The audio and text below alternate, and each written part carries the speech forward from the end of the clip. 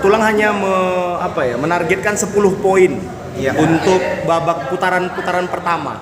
Dan ada juga netizen kok sikit kali. Apa sebenarnya dasarnya mengeluarkan statement hanya 10 poin loh gitu. Mungkin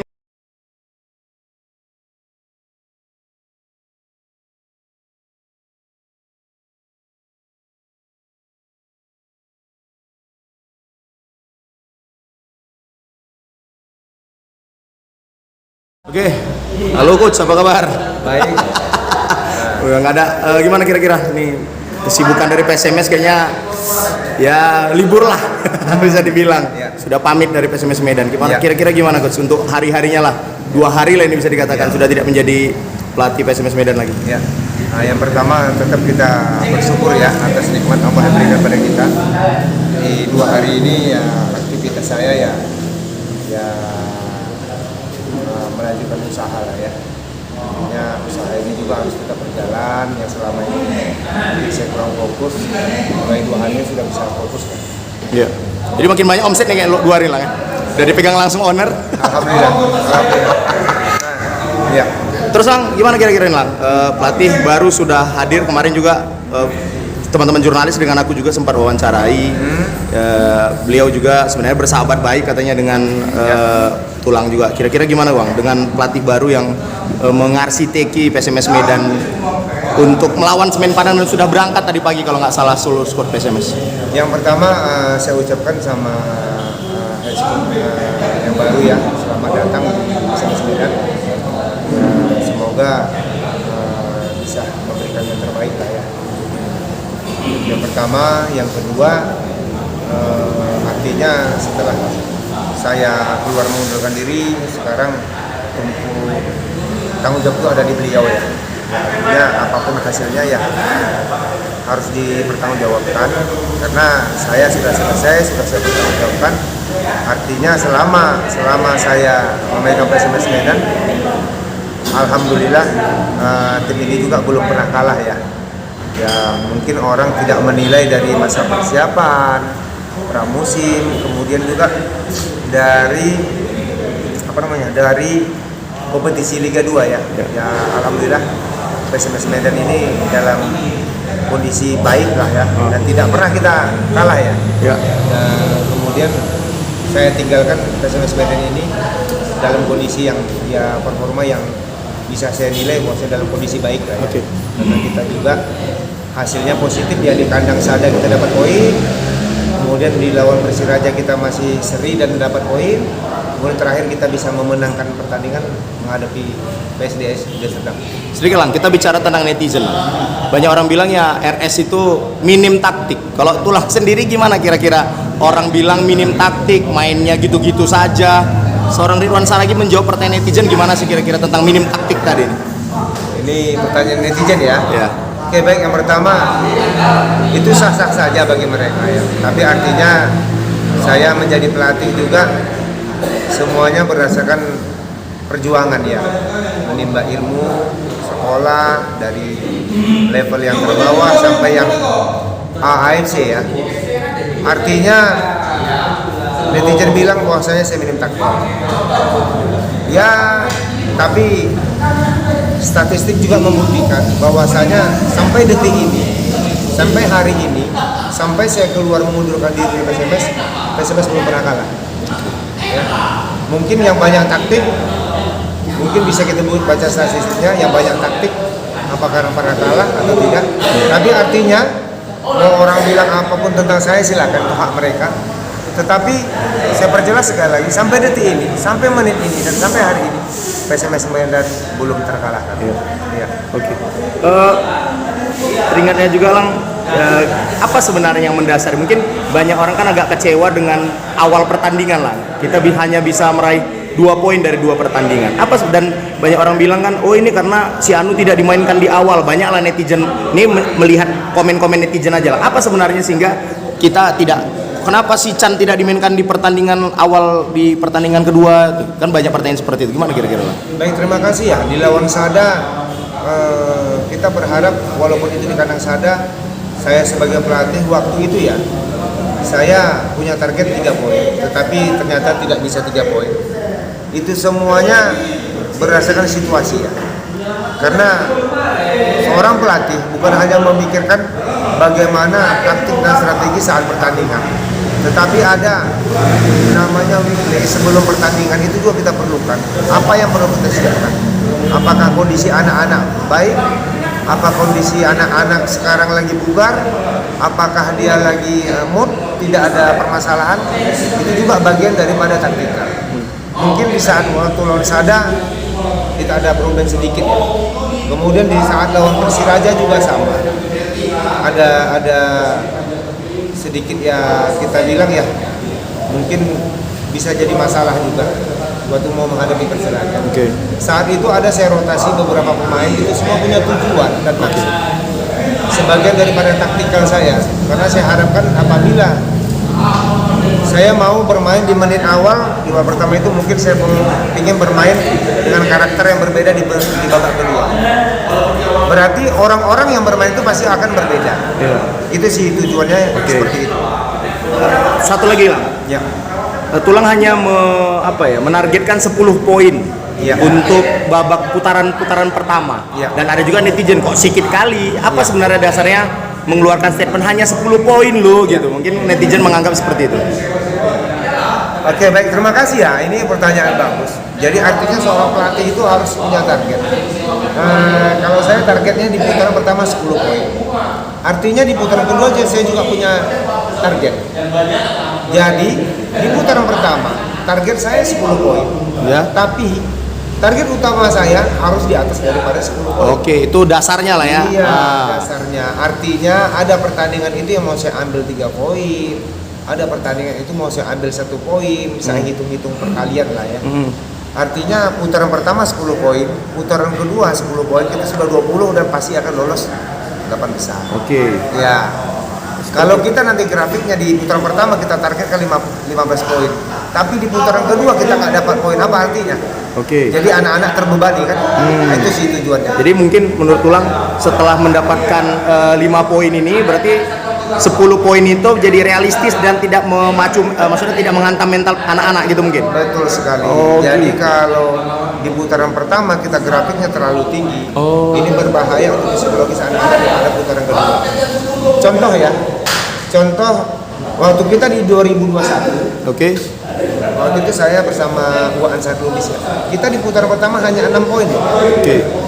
Tapi di putaran kedua kita waktu itu dapat 13 poin. Akhirnya kita dapat 19 poin. Kita lolos 8 besar. Jadi kalau dari awal kita grafik terlalu tinggi, itu juga tidak baik untuk di putaran keduanya, untuk psikologis pemain. Coach, banyak juga orang bilang gelandang, barisan tengah kita mungkin ada permasalahan. Kalau Coach sendiri setuju nggak dengan komentar itu? Sebenarnya kalau secara bicara taktikal ya, walaupun saya sudah tidak di PSMS, dari hari ke hari semuanya pasti akan kita benahi ya, baik itu dari defending, attacking, kemudian transisi. Tapi saya rasa tim yang saya tinggalkan sekarang dalam kondisi baik-baik saja. Artinya yang saya sampaikan tadi, sampai detik ini, menit ini kita juga belum terkalahkan. Ya, kita belum terkalahkan dan setiap main kita juga bisa menciptakan gol. Dan setiap main di Liga Indonesia 3 pertandingan kita juga kebobolan. Artinya masih ada kelemahan memang di segi defending. Tetapi kalau statement antara menyatakan ada kelemahan-kelemahan, ya pastilah sebuah tim punya kelemahan. Tetapi artinya tim ini saat saya tinggalkan juga dalam kondisi baik-baik saja, performa lagi baik, ya, grafik lagi naik. Nah, tinggal artinya tinggal menjalankan bagaimana tim ini tetap bisa berprestasi. Ya. Siap. Nah, Lang, melawan Semen Padang. Pemain juga bisa dikatakan ya tanda kutip peninggalan dari Ridwan Saragih. Kalau ternyata terjadi sesuatu yang tidak diinginkan oleh fans PSMS Medan, kalah lah kita bilang di Semen Padang, apakah itu tanggung jawab dari Ridwan Saragih kah kira-kira? Oke, baik, terima kasih ya. Ini yang pertanyaan bagus nih, Pak. Artinya semenjak saya resmi mengundurkan diri dari PSMS, berarti tanggung jawab untuk masalah PSMS Medan itu bukan menjadi tanggung jawab saya. Arti katanya di saat kita seandainya saya diperintahkan untuk melatih, saya pasti akan bertanggung jawab kepada tim itu sepenuhnya. Ya. Tapi begitu saya sudah keluar, artinya sudah tidak ada tanggung jawab saya. Masalah hasil, masalah pertandingan, masalah saya sudah keluar dari tanggung jawab. Oke. Arti katanya jangan lagi mencari kambing hitam. Oke. Yang mau berhasil tidak berhasil, sebagai pelatih ya kita harus bertanggung jawab. Jadi artinya mulai 2 hari yang lalu Ridwan Saragih, apapun hasil PSMS Medan ya sudah lah. Ya, doa terbaik Doa saja. terbaik tetap akan diberikan. Iya. Siap. Doa siap, terbaik siap, aja. siap. Artinya saya kan sudah secara resmi mengundurkan diri. Iya. Ya, tetapi saya tinggalkan tim dan pemain dalam kondisi baik-baik saja, tidak ada permasalahan, tidak ada kendala, performa juga lagi meningkat, hasil juga positif, kemudian kondisi pemain juga bagus, yang artinya mereka secara psikologis sangat luar biasa karena sampai detik ini kita termasuk 3 tim di Indonesia di Liga 2 yang belum terkalahkan. Ya. Lang, aku ada lihat di media sosial, aku kalau nggak salah Riba Connection sih. Ya. Di situ kan memberikan nilai lah, bukan nilai sih, statistik bagaimana seorang Ridwan Saragih, dan dia mengatakan kebiasaan PSMS memang kayak gini nih. Ada aja yang mohon maaf diberhentikan, tapi alasannya apa kita nggak tahu gitu, mungkin lah kalimat mungkin yang bisa aku tangkap dari Riba Connection itu. Kalau Tulang setuju nggak dengan gitu kalimat itu? Kalau saya pribadi ya, ini awal ceritanya ya. Oke. Sewaktu kita lagi habis lawan PSDS, kita ada persiapan untuk ke Semen Padang. Oke. Kita fokus untuk ke Semen Padang. Sore kita selesai training,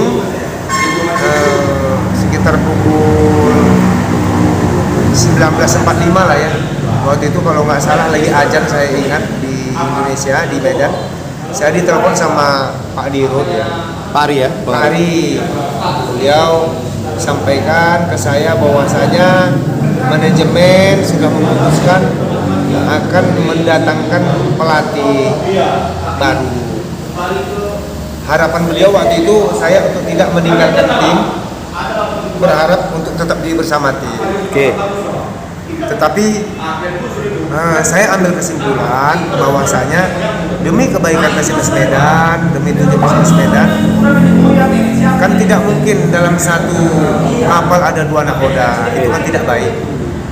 Jadi artinya saya ikhlas dan legowo, lebih baik saya mengundurkan diri demi kebaikan PSMS. Oke. Ya, saya juga harus kesatria. Ya. Saya harus mengundurkan diri. Walaupun secara statistik yang kau tanya tadi tak ya, Ya. PSMS ini belum pernah kalah ya. Ya. Belum pernah kalah, hasilnya juga masih positif. Silakanlah orang bilang apa, tapi apapun ceritanya PSMS Medan ini tidak pernah kalah selama di tangan saya. Oke. Dan belum pernah kalah. Siap. Saya nggak minta-minta untuk itu, Ya. tetapi itu kenyataan, faktanya. Silakan orang mau bilang saya minum tamping, orang bilang saya pelatih kampung, silakan aja, nggak ada masalah. Saya berbuat yang terbaik, saya berbuat profesional untuk PSMS Medan. Oke. Mungkin terakhir Lang. Pak Ari, kita tahu hubungan dengan Tulang kan dekat sekali ya. Ya. Apa yang disampaikan beliau ketika misalnya Tulang akhirnya mengatakan saya tidak lanjut nih Pak Dirut? Apa yang beliau nggak mungkin nggak ngerayu dong kan?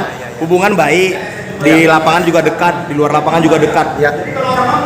Yang pertama, saya ada di PSMS ini kan perintah dari ayah ya, Pak Edi Ramayadi dan Pak Dirut, Pak Arya.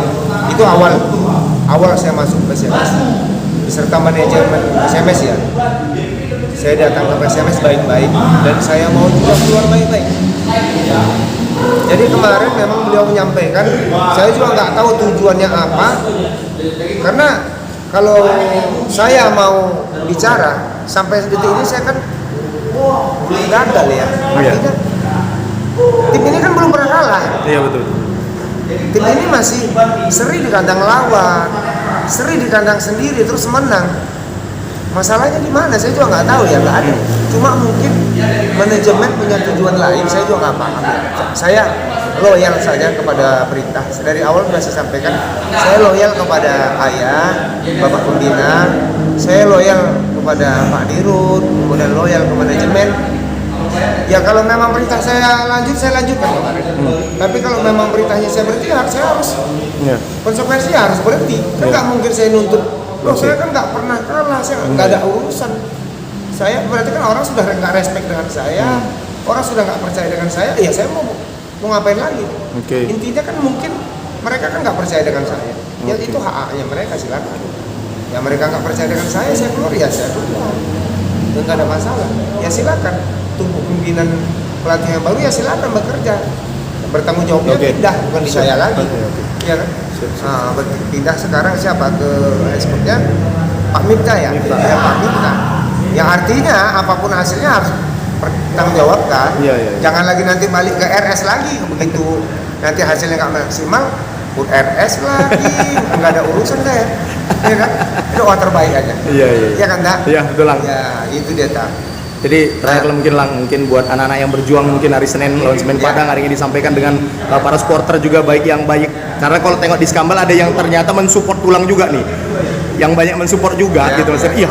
Apa alasannya kan banyak seperti dia komen-komen. Kalau tulang sendiri yang disampaikan mungkin kepada squad dan kepada fans PSMS Medan. Ya, kalau kepada squad PSMS Medan ya, tetap berbuat yang terbaik. Ya, tetap berbuat yang terbaik. Pertama, kemudian kalau untuk supporter yang support saya ucapkan banyak terima kasih. Tetap semangat untuk support PSMS Medan. Ya. Yang nggak support saya silakan, tapi lihat statistik saya sampai detik ini selama di tangan saya PSMS Medan belum pernah terkalahkan, dan ini termasuk 3 klub di Liga 2 Indonesia yang belum terkalahkan. Oke. Terima kasih, tak. Oke, itu aja Lang. Oke, tak. Makasih, tak. Makasih banyak Lang. Sukses terus. Ya, tak, ya.